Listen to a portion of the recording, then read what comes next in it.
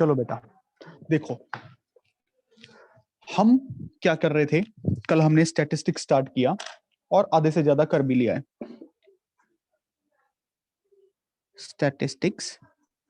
Statistics में हमने सिर्फ मीन को कैलकुलेट करना सीखना है।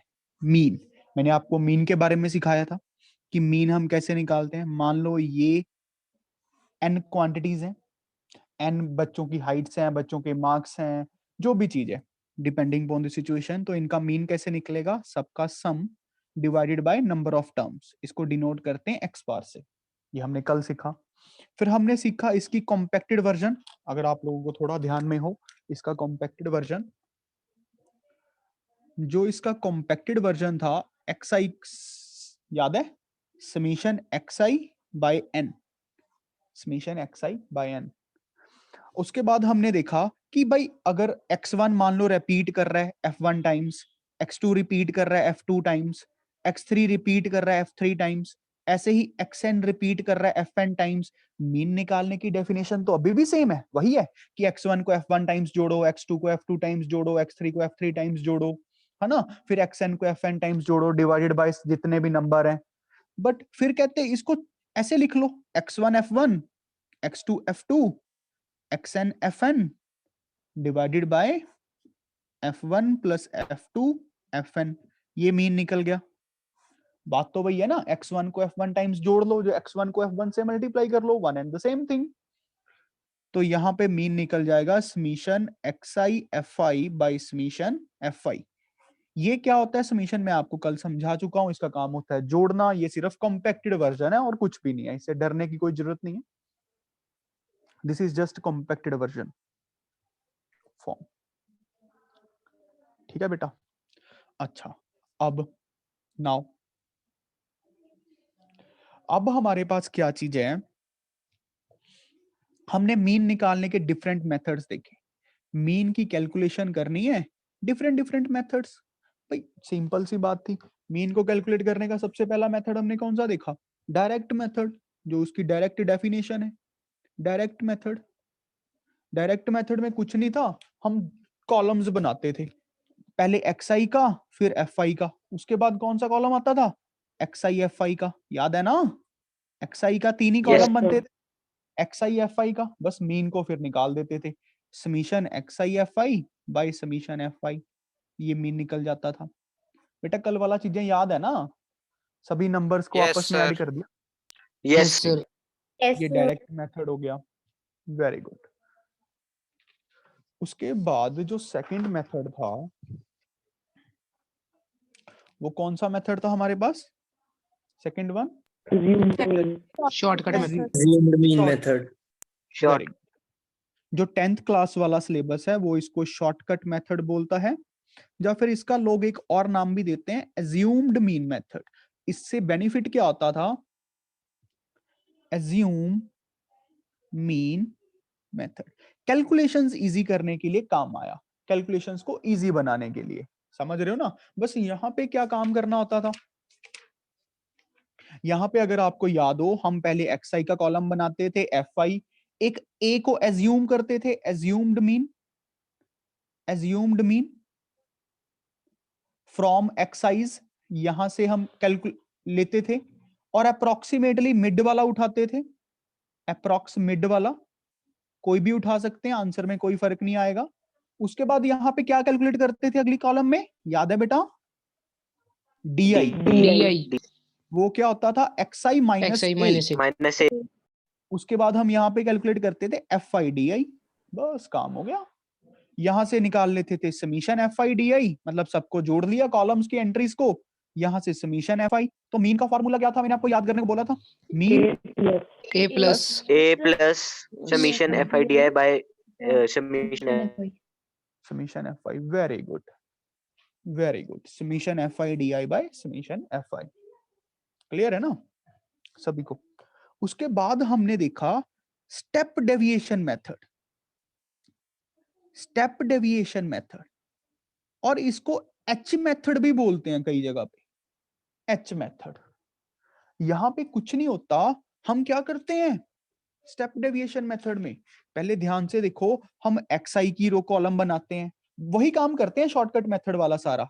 फिर हम fi की कॉलम बनाते हैं, फिर हम di की कॉलम बनाते हैं xi माइनस a करके। यहाँ पे a हमने एज्यूम करना होता है a इन कॉलम्स में से, इस जगह में से a को अप्रोक्सीमेटली मिड वाली।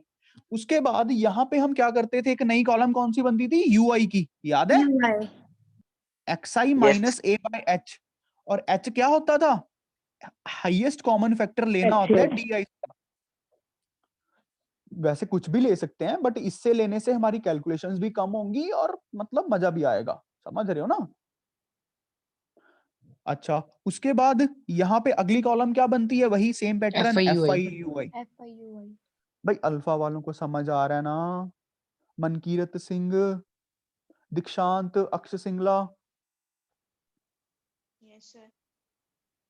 ग्रीशिका, दीपिंदर, यस सर। यहाँ पे हम कैलकुलेट करते थे समीशन FIUI। अच्छा, यहां से कैलकुलेट करते हैं समीशन FI। तो मीन का फॉर्मूला क्या होता था बेटा, बिल्कुल ही same, assumed mean summation FIUI by summation FI, साथ में 1/h, याद है ना। Yes sir. Yes sir. Very good, यहां तक हमने कल पढ़ लिया था। क्लियर है ना सबको। Yes sir. Yes yes sir. अब एक क्वेश्चन करके दिखाओ, अब एक क्वेश्चन करके दिखाओ, ठीक है। स्टेप डेविएशन से करके दिखाना। ये बोर्ड्स में है ना step deviation method. Yes sir. No sir. Sir deleted. Yes sir, delete हो चुका है। अच्छा, डिलीट हो चुका है। और कौन कौन सा डिलीट हो गया भाई। अर्शवीर बेटा video on, Arshveer ji please. ये डिलीट हो चुका है। और पहले दो तो है ना, डायरेक्ट और वो दूसरा। Yes sir. Very good. फिर इसका क्वेश्चन कैंसल, इसका क्वेश्चन अभी नहीं करेंगे। आगे लिखो, कर ही लोगे अगर क्वेश्चन वैसे आ गया।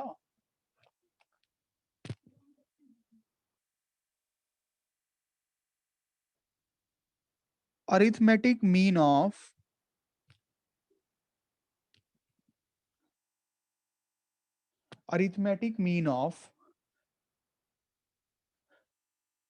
continuous frequency distribution।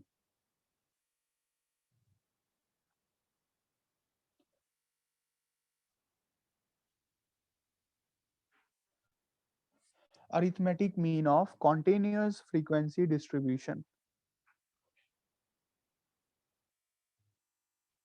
2 मिनट बेटा, please give me a time. आज मुझे एक काम करना था कि वो चेक करना था कौन सा बच्चा आईडी सेंड कर रहा है। Just give me a time. हाँ, अब पता लग जाएगा मुझे अगर गलत किसी ने सेंड की है। करण आया, करण आइए। Yes sir. डिम्पल भी आइए।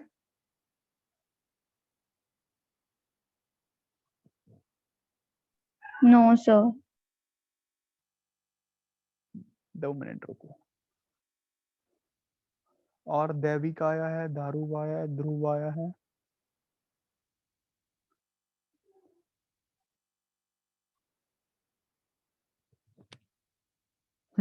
ठीक है, कोई बात नहीं, अभी पता लग जाएगा। अब देखना, हमें अरिथमेटिक मीन ही निकालना आ जाए, चाहे वो डायरेक्ट मेथड से करना हो या फिर मतलब एज्यूम्ड मीन मेथड से करना हो, समझ रहे हो। तो कॉन्टिन्यूस फ्रीक्वेंसी डिस्ट्रीब्यूशन का कैसे निकालेंगे, कॉन्टिन्यूस फ्रीक्वेंसी डिस्ट्रीब्यूशन का।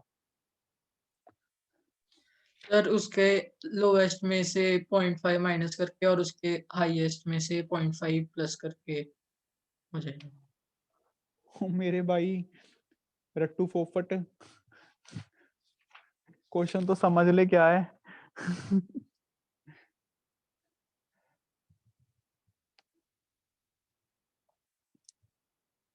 तो आप लोग ये वाले जो कॉन्टिन्यूस फ्रीक्वेंसी डिस्ट्रीब्यूशन वाले क्वेश्चन है, ये कैसे करते हो स्कूल में,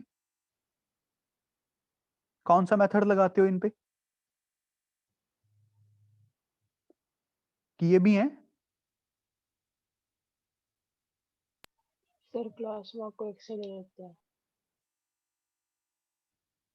चलो मैं देख लेता हूँ, एक क्वेश्चन डालता हूँ।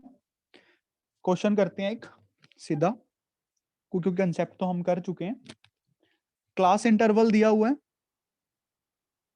क्लास इंटरवल दिया हुआ है 0 to 10, 10 to 20। वहां पे दीक्षांत अब कहाँ 0.5 जोड़ना है भाई? 20 to 30, 30 to 40, 40 to 50। अच्छा, नंबर ऑफ वर्कर्स हैं, नंबर ऑफ वर्कर्स या फिर फ्रीक्वेंसी बोल लो, 7, 10, 15, 8 और 10। मीन निकालना है आपको इस फ्रीक्वेंसी डिस्ट्रीब्यूशन का, मीन।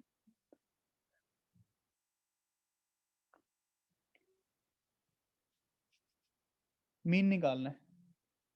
कैसे निकालते हो बेटा आप लोग मीन इसका क्लास में? तो मैं उस मेथड से ही करवा दूंगा ना यार, बताओ तो सही जल्दी। सर क्लास मार्क लेके। नहीं, क्लास मार्क्स तो लेके ठीक है, मेथड कौन सा लगाते हो? एज्यूम्ड मीन लगाते हो, डायरेक्ट लगाते हो, स्टेप डेविएशन लगाते हो? Sir direct, Direct. मतलब डायरेक्ट। अच्छा, एज्यूम्ड मीन भी खत्म हो गया क्या सिलेबस से? No sir. नहीं सर वो तो है। तो एज्यूम्ड मीन लगा के करते हैं यार मजे से। ये तो सिंपल ही है क्वेश्चन, फिर तो बड़ा ही सिंपल काम है यार, ये तो खुद भी कर सकते थे। क्लास इंटरवल निकालो क्वेश्चन। अब देखना, क्लास इंटरवल दे दिया, इसका मतलब क्या है कि 0 से 10 की रेंज में 7 वर्कर हैं, 10 से 20 की रेंज में 10 वर्कर हैं, ये मतलब हो गया। बात समझ रहे हो ना? पहले एक मिड, बस अब पहले एक वैल्यू दी होती थी, अब बहुत सारी हैं। अभी बताता हूं इसमें फर्क क्या पड़ेगा। पहले थोड़ा पहली 2 कॉलम्स तो बना लें, 20 से 30, 30 से 40, 40 से 50। ये आ गया क्लास इंटरवल। अब देखना, ये हमारा एक्सआई ही है एक तरह से, ये हमारा एक्सआई ही है बेटा। बट तुम ये सोच के देखो, जब एफ आई एक्सआई करेंगे, देखो ये तो एफ आई है, इसमें तो कोई डाउट ही नहीं। तो 0 और 10 में से क्या लेंगे? 1 लेंगे, 2 लेंगे, 3 लेंगे, 4 लेंगे, 5 लेंगे, क्या लेंगे? तो उसके लिए ये कहते हैं लड़ो मत, ऐसे कर लो, 0 + 10/2 मिड वैल्यू, मिड वैल्यू ले लो। समझ रहे हो ना? मिड वैल्यू कैलकुलेट कर लो। क्लास मार्क्स बोलते हैं इस चीज को, क्या बोलते हैं? क्लास का मार्क। Class mark. क्लास की एक मार्किंग होगी ना। और यहां पे क्या बनेगा? 10 + 20/2, 20 + 30/2, 30 + 40/2, 40 + 50/2। कहने का मतलब ये हो गया बेटा कि पहले हमें पता नहीं लग रहा था कि पहले तो हमें सीधा एक्सआई गिवन होता था ना, एक वैल्यू। अब इन्होंने पूरी रेंज दे दी, हम क्या लेते? हम ये वाली वैल्यू ले लेंगे। एक्सआई हमने बस यहाँ पे अब बना लिया, क्वेश्चन अब तो सेम ही बन जाएगा। ये 5 बन जाएगा, 15, 25, 35, 45। देखो समझ आया कि नहीं आया? ये जो हमने बनाया, ये समझ आया बेटा? Class marks Yes, sir. कैसे बनाए? Yes upper limit plus lower limit, upper limit plus lower limit by 2। चलो एज्यूम्ड मीन मेथड लगाओ। अब एक्स आई पता लग गया हमारे पास, एफ आई का कॉलम बनाते हैं। ये है 7 पे, ये है 10 बार, ये है 15 बार, ये है 8 बार, ये है 10 बार। और अब हम क्या करेंगे? एक डी आई वाली बनाएंगे, एक्स आई माइनस ए। बताओ एज्यूम्ड मीन किसको माने? 25। 25 25 को, यस 25 को बना लो, 25 को एज्यूम्ड मीन। चलो अब कर दो, क्वेश्चन लगा दो। 25, 7 - 25 कितना होगा? बोलो गधों। सर -18। क्या बोल रहा है मेरे भाई? सर ऐसे 5 नहीं? - 25 होना चाहिए। Yes sir. 5 - 25 - 20, उसके बाद 15 - 25 -10, माइनस 0, 35 - 25 10, 45 - 25 20। समझ गए ना? उसके बाद क्या करते होते थे हम? F I D I, F I D I, F I D आई क्या बनेगा?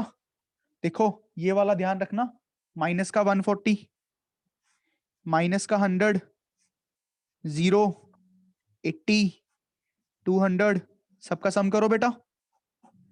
यहाँ पे कैलकुलेट करो समीशन एफ आई डी आई। 40 40 आ गया। 40 अच्छा, अब फॉर्मूला क्या लगेगा? यहां से समीशन एफ आई क्या आया है? समीशन एफ आई क्या आया है? समीशन एफ आई क्या आया बेटा? 50. 50। फॉर्मूला क्या लगाएंगे? X bar is equals to A plus summation F I D I by summation F I. समझ रहे हो ना? तो X bar is equals to A हमारे पास कितना था? 25 plus F I D I is 40 by summation F I is 50। 4/5 हमारे पास कितना होता है? 0.8। 25.8। देखो क्या समझ आया? ऐसे क्वेश्चंस में क्या फर्क पड़ जाता है यस सर। कि बस हमें ये वाला एक कॉलम एक्स्ट्रा बनाना था। This column we have to make extra. This column we have to make extra. नहीं समझे क्या? समझ समझ गए ना बेटा सारे सारे बच्चे Yes, अच्छे sir. से? ये Yes, sir. चक्कर क्या है? Very good. कनिका तुमने क्लास नहीं लगाई सुबह आज?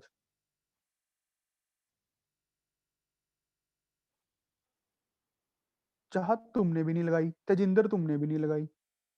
सर मैंने लगाई थी। अच्छा तुमने लगाई थी। सुपर्णा ने भी नहीं लगाई। सर मैंने भी लगाई थी सुबह। अच्छा लगाई थी। कनिका, चाहत, बेटा आज बताओगे कि मेल करोगे? चलो लेटर लिख के घर पे भेज देना, ठीक है? अभी इतना टाइम नहीं है। लेटर लिख के पोस्ट कर देना अपने अपने जवाब। मुझे तो ऐसे है यार, आप लोग अच्छे बच्चे हो, पढ़ना है। कनिका ने आईआईटी जाना है, चाहत ने आईएएस ऑफिसर बनना है, बट तुम लोग तो कह रहे हो नहीं सर, हमने तो अपना बिजनेस करना है, कुलचो छोलने वाला, चंडीगढ़ में।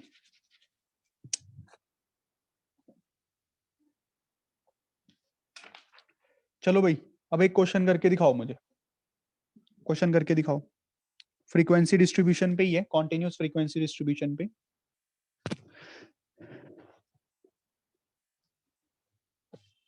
एक्सपेंडिचर दिया हुआ है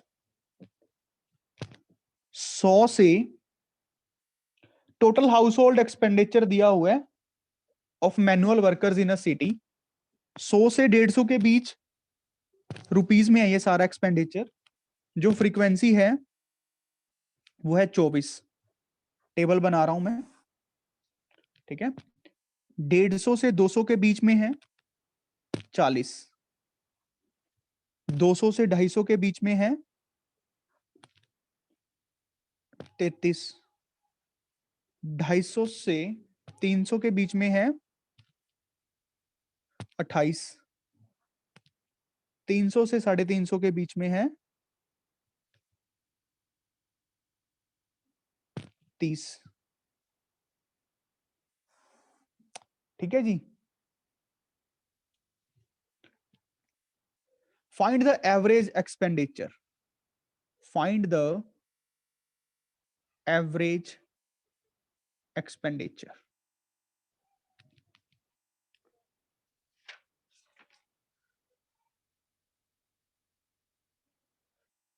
जल्दी करो जल्दी।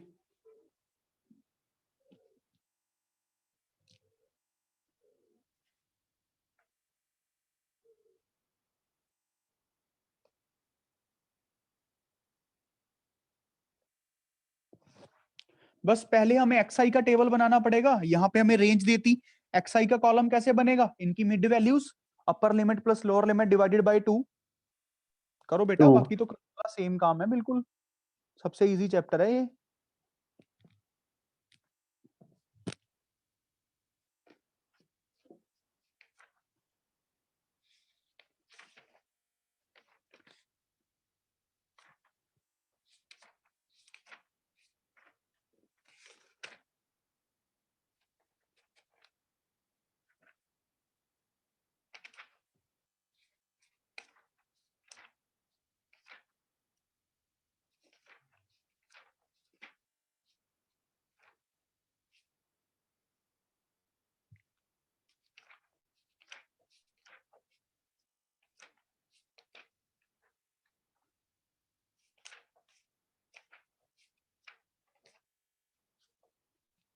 जल्दी करो यार, जल्दी। सबसे पहले तो यही लिखेंगे, एक्सपेंडिचर का कॉलम बनेगा। एक्सपेंडिचर का जो कॉलम बनेगा 100 से 150,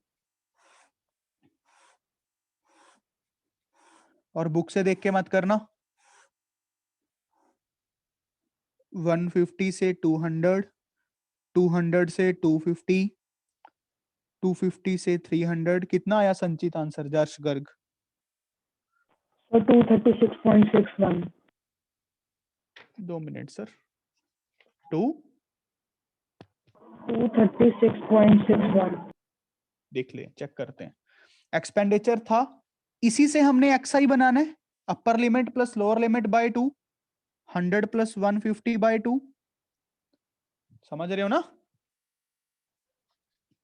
मिड वैल्यूज 100 प्लस 150, 250 बाय 2, 125, और ये वैल्यू आएगी 175। 350 बनेगा ना, ये अपने पास बनेगा 450, 225, फिर 275। 275, फिर 325। 325। 325। अच्छा, बस अब फ्रीक्वेंसी तो गिवन ही है। 24, 40, 33, 28, 30। हम एज्यूम्ड मीन लगाते हैं, कुछ लिखा तो हुआ नहीं। एज्यूम्ड मीन मेथड थोड़ा इजी पड़ जाएगा। एज्यूम्ड मीन के लिए क्या करें? FIDI। पहले ए एज्यूम अगर लो, एज्यूम किसको किया करें, बोलो जल्दी। 225। 225। 225 को करना है, इसको कर लो। तो क्या आएगा DI की वैल्यू? XI माइनस ए क्या आएगी? 125 माइनस 225 माइनस 100। ये कितना बनेगा? 125 -50। माइनस, यहाँ पे 0 -50। प्लस का 20, 50, यस सर। यस यस यहाँ सर। पे 75, 100। अच्छा, अब FIDI कैलकुलेट कर लो। FIDI माइनस का 2400 माइनस का 2000, yes sir. Yes sir.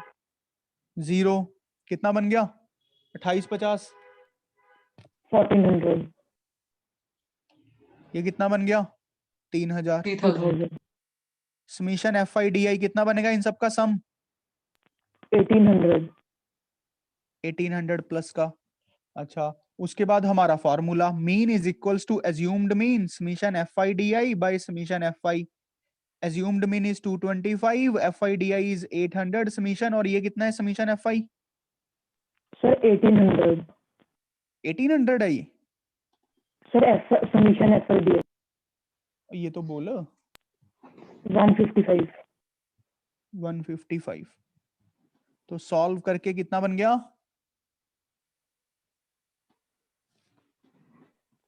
236.61।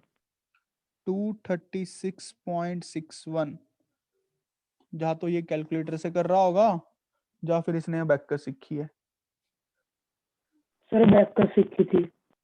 Very good.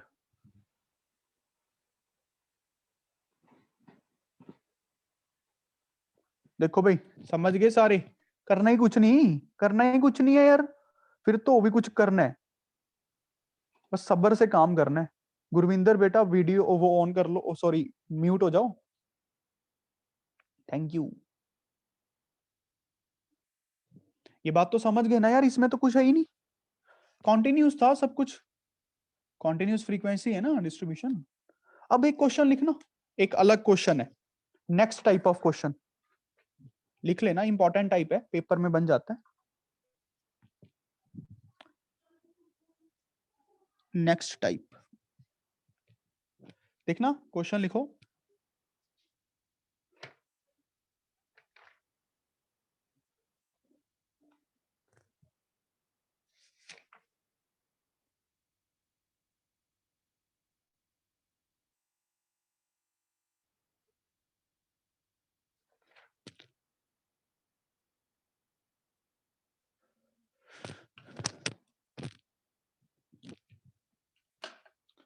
लिखो question, a frequency distribution a frequency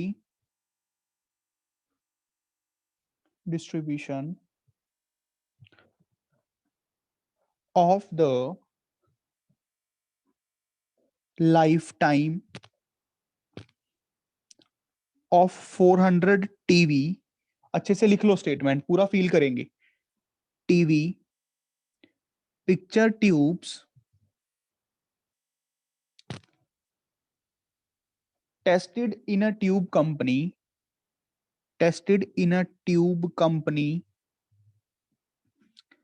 is given below। पहले अच्छे से सारा क्वेश्चन लिखो, ठीक है, इंपॉर्टेंट है। यहां पे लिखा हुआ है life in life time hours में, यहां पे लिखा हुआ है फ्रीक्वेंसी। जो टीबी जिनकी लाइफ टाइम थी 300 से लेके 399 घंटे, 399 399 आवर्स, उनकी कितनी क्वांटिटी थी? 14 ऐसे टीवी थे, 14 ऐसी टीवी पिक्चर ट्यूब्स थी।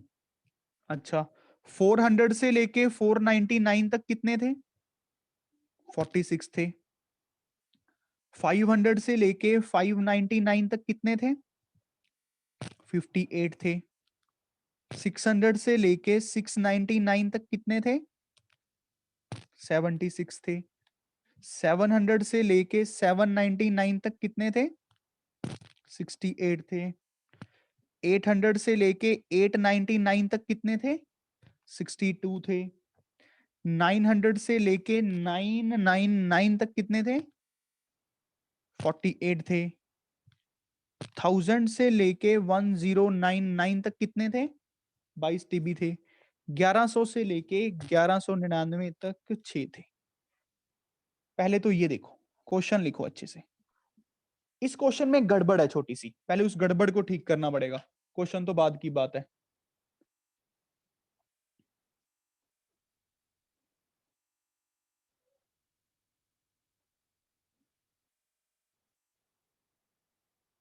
बात समझ रहे हो कि नहीं? Yes sir. अच्छा, अब मेरी बात एक ध्यान से समझो बेटा, बड़े ध्यान से समझना, ठीक है। अब इसमें कॉन्टिन्यूटी नहीं है, देखना, कॉन्टिन्यूटी ब्रेक है। अभी मैंने आपको क्या निकालने को बोला है कि आपको क्या निकालना है? एवरेज लाइफ निकालनी है, एवरेज लाइफ ऑफ ट्यूब। अगर हमें सिर्फ एवरेज लाइफ निकालनी है ना, मीन निकालना है, फिर तो कोई दिक्कत नहीं है, ये गिवन है, इससे कोई फर्क नहीं पड़ेगा। अगर कॉन्टिन्यूटी है या नहीं है कोई फर्क नहीं पड़ेगा, मिड वैल्यू तो उतनी रहेगी। बट फिर भी मैं आपको एक एडवाइस करूंगा कि आप इसको ना कॉन्टिन्यूस बना लिया करो। कॉन्टिन्यूस बनाने के लिए कुछ नहीं करना, कुछ भी नहीं करना, बड़ा ही सिंपल सा जुगाड़ है। कॉन्टिन्यूस बनाने के लिए कुछ नहीं करना, बहुत ही सिंपल सा काम करना है आपको।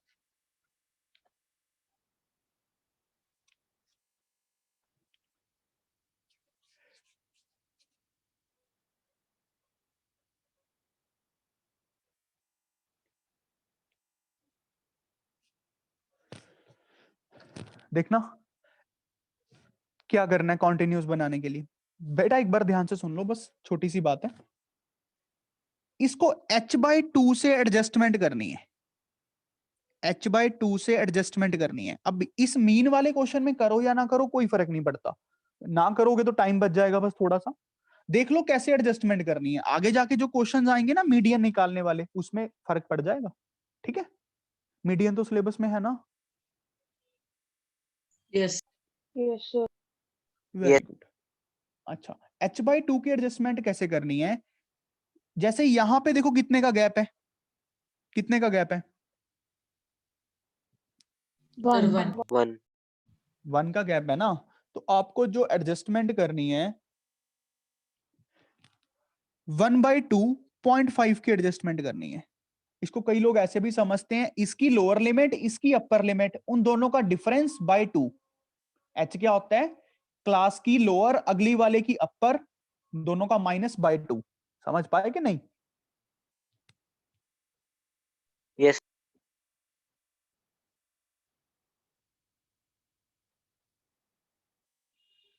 सभी को समझ आया बेटा? Yes sir. Yes. सर। तो यहाँ पे एडजस्टमेंट क्या बनेगी? h/2 की एडजस्टमेंट करनी है हमने 0.5 की, दोनों तरफ करनी है। देखना यहाँ पे 0.5 माइनस कर दो, यहाँ पे 0.5 ऐड कर दो यहां से, तो क्या क्या बनेगा देखना। 300 माइनस 0.5 से लेके 399 से प्लस 0.5। ऐसे ही अगला क्या बन जाएगा? 400 माइनस 0.5 से 400 प्लस 0.5। अब कॉन्टिन्यूस बन जाएगी। 500 माइनस 0.5, 599 प्लस 0.5। देखो भाई क्या समझ पा रहे हो कि नहीं? लिख लो इस बात को, जो ये एडजस्टमेंट है वेरी इंपॉर्टेंट है।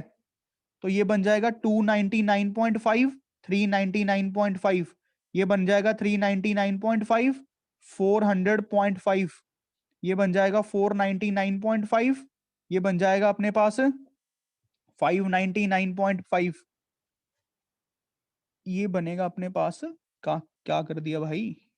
400 से 500 घटाना है, 400 से 499, ये गलत कर दिया ना। उसके बाद 500 से ही थी यार वो चीज, तो ये ठीक है। अब देखो समझ पा रहे हो ना? कॉन्टिन्यूटी में हो गया काम। ये कॉन्टिन्यूटी सिखानी थी। उसके बाद वैसे अगर आप इस क्वेश्चन में ना भी करते तो सर जाता, क्योंकि हमने मिड वैल्यू निकालनी होती है। मीन निकालने के लिए सिर्फ हमें xi चाहिए, वो तो अभी भी सेम ही रहेगा। इधर भी सेम ही था, 300 प्लस 399/2, यहाँ पे भी सेम ही है 299.5 प्लस 399.5, क्योंकि आप 0.5 से माइनस भी कर रहे हो, 0.5 से प्लस भी कर रहे हो एक लिमिट में। समझ रहे हो ना बेटा सारे? बताओ समझ रहे हो? Yes sir. Yes sir. Yes. Very good. बस मैं आपको एडजस्टमेंट सिखाना चाहता था, ये एडजस्टमेंट कैसे करनी है। एडजस्टमेंट करने के बाद तो सेम क्वेश्चन है, इसको लिख लेना अच्छे से। ये एडजस्टमेंट करते हैं इसको h से। ये h क्या होता है? कोई भी क्लास उठा लो, उसकी लोअर लिमिट अगली वाले की upper limit, upper minus lower by 2।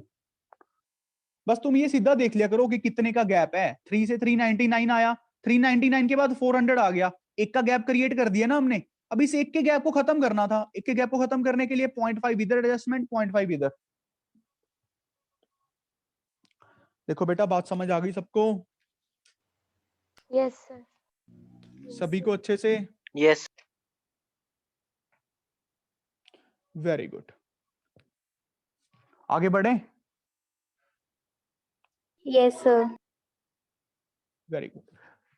अभी 3 मिनट पड़े हैं मीटिंग ओवर होने में। मुझे ये क्वेश्चन करके दिखाओ जल्दी सारे। इसमें तो चाहे आप एडजस्टमेंट ना भी करना तब भी आंसर सेम ही आएगा, एडजस्टमेंट करके भी सेम ही आएगा, कोई फर्क नहीं पड़ेगा मीन कैलकुलेशन में। बट जब मीडियन निकालेंगे, मॉड निकालेंगे, तब फर्क पड़ेगा। तो इसलिए मैंने सिखा दी है अभी। तो आप ये क्वेश्चन करके दिखाओ बेटा जल्दी। एवरेज निकाल के दिखाओ, average life of the tube. तुम लोग को निकालना है जल्दी। मीन निकालो, एज्यूम्ड मीन से निकालो, चाहे डायरेक्ट से निकालो, चाहे स्टेप डेविएशन से निकालो, any way you want to do, just do it.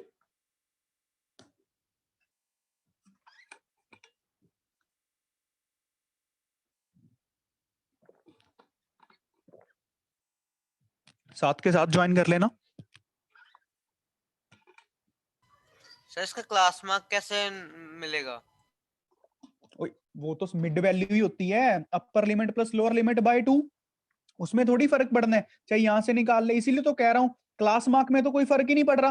299.5 plus 399.5 bye 2 भी उतना ही आएगा, 300 प्लस 399 बाय 2 भी उतना ही आएगा। जब क्लास मार्क्स में फर्क ही नहीं है, अपने आंसर में फर्क ही नहीं आना।